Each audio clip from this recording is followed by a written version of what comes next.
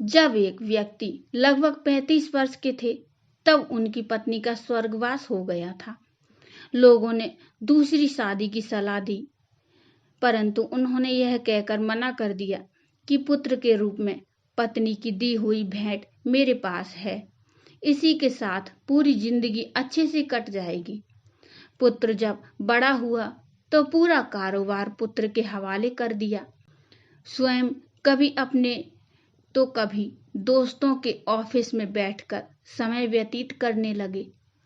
पुत्र की शादी के बाद वह और अधिक निश्चिंत हो गए। पूरा घर बहू को सुपुर्द कर दिया। पुत्र की शादी के लगभग 1 वर्ष बाद दोपहर में खाना खा रहे थे। पुत्र भी लंच करने ऑफिस से आ गया था और हाथ मुंह धोकर खाना खाने की तैयारी कर रहा था।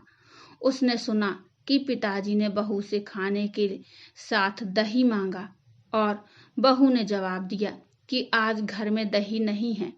खाना खाकर पिताजी ऑफिस चले गए। थोड़ी देर बाद पुत्र अपनी पत्नी के साथ खाना खाने बैठा। खाने में प्याला भरा हुआ दही भी था। पुत्र ने कोई प्रतिक्रिया नहीं दी और खाना खाकर स्वयं भी ऑफिस चला गया। कुछ दिन बाद पुत्र ने अपने पिताजी से कहा, पापा, आज आपको कोर्ट चलना है। आज आपका विवाह होने जा रहा है।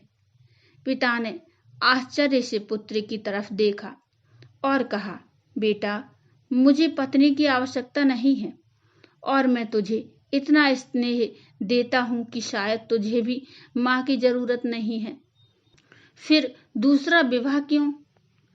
पुत्र ने कहा, पिताजी, ना तो मैं अपने लिए मां ला रहा हूं और ना आपके लिए पत्नी।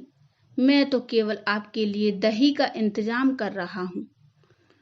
कल से मैं किराए के मकान में आपकी बहू के साथ रहूंगा तथा आपके ऑफिस में एक कर्मचारी की तरह वेतन लूंगा ताकि आपकी बहू को दही की कीमत का पता चले।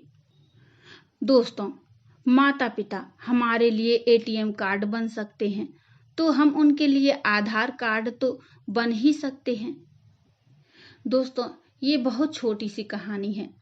आपको कैसी लगी मुझे कमेंट में बताइए और इस कहानी के बारे में अपने विचार मुझे कमेंट में ज़रूर बताइए। कहानी अच्छी लगी हो तो लाइक करिए और चैनल को सब्सक्राइब कर लीजिए। Thank you.